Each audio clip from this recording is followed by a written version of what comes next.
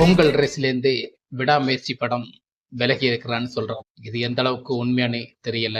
ஆனா அதிகாரப்பூர்வமான அறிவிப்பும் வந்திருக்கு. விடாமுயற்சி படம் பொங்கல் ரேஸ்லேருந்து வெளியாக இருக்கு.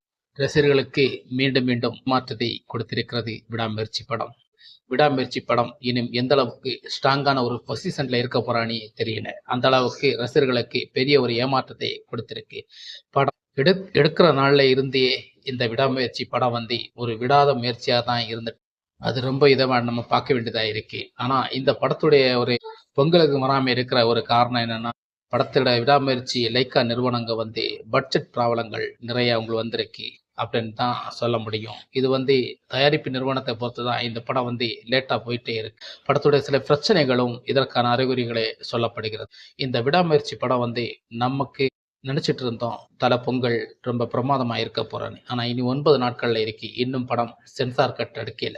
சென்சார்ல படம் பார்க்கல. அந்த படம் வந்து